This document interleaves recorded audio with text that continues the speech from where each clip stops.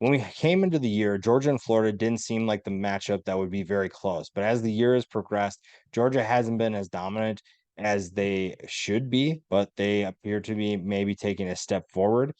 And there are certain questions that remain. Florida is a team that we didn't really expect much from, but I don't want to say suddenly finds themselves playing with a lot of confidence. And we will see what that means in terms of how they're able to compete with a team like Georgia.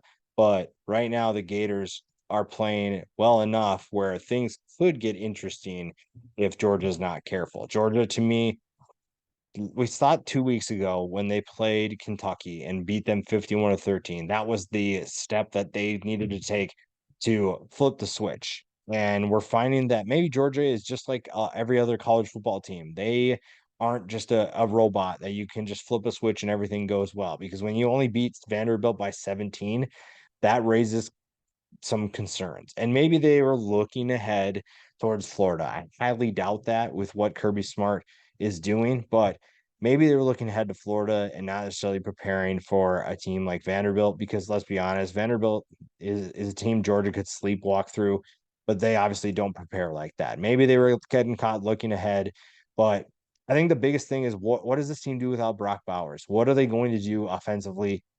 Because it's not like they're hurting for talent. They have plenty of talent to be able to make up for the loss of Brock Bowers.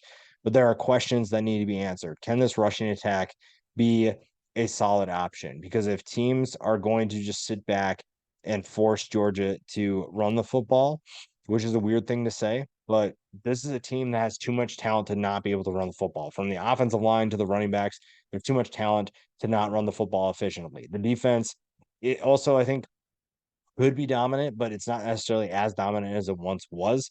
So there's still plenty of things that they could fix and get better, but I think that right now they're still in good hands with the guys they have. Florida is a team that is looking to expose Georgia and potentially give them their first loss of the season. Florida has certain things that they have needed to work on, and it's not necessarily going swimmingly, but I think lately we've seen a team that is playing with a little bit more confidence. Now, obviously, when you play Vanderbilt and South Carolina, you're going to see a little bit of improvement, but obviously the win against South Carolina showed that there's still some things to fix. So to me, when you're looking at this game, it should be pretty easy to predict. But when you look at the talent Florida has and the fact that this is a rivalry game, you can't necessarily write them off because when you look at head to head, obviously there's a ton of matchups that Georgia wins, but there are also certain matchups where if Florida can show something, I think the biggest thing for me is the passing attack. Ricky Pearsall is one of the best wide receivers that we don't talk about in the SEC, maybe even college football too. Eugene Wilson is a young potential superstar that could give them plenty of trouble.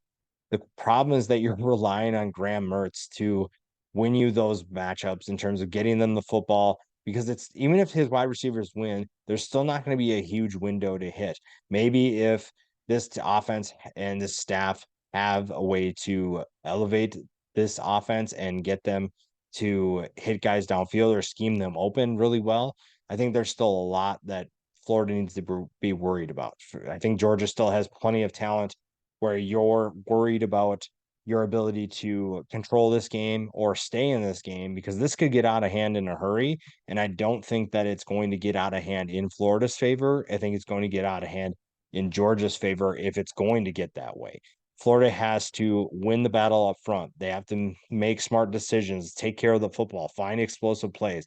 When you look at the talent, just look at the rosters. You have explosive plays available. Pearsall and Wilson are two examples of that. Trevor Etienne and Montrell Johnson can be big time playmakers too, but you have to find a way to get Graham Mertz comfortable and make sure that he's making plays. For Georgia, you have to find a way to just dominate and control the game early. Will the run game be able to do that? Will the run game be able to establish the physicality that you know Georgia can play with? That's going to be the biggest thing. And then obviously, how do they replace Brock Bowers? To me, the quarterback position is really where things get interesting because these are two quarterbacks that you've seen certain sides of them that you think, okay, this could be a really fun player to watch. But then also you see times where you're like, what are you doing? Carson Beck, I think, has played a lot better as of late. And overall this season, I think he's played pretty well. But there are certain times where passing attack doesn't look like it has a ton of options. And in a rivalry game, anything is possible. So a guy like Graham Mertz, yes, could outplay a guy like Carson Beck. That is definitely possible. And when you look at what Mertz has done in Billy Napier's system, he's appeared to be a lot better than what we saw at Wisconsin. So I don't want to rule out anything for sure, but this is definitely a game that appears to still be one-sided despite Georgia taking a little bit of a step back on both sides of the ball. To me, Georgia wins this game. Shouldn't be too difficult to see that. Shouldn't be too difficult for them to accomplish. But Florida is definitely looking to pull off the upset. And right now in college football, it feels like anything is possible.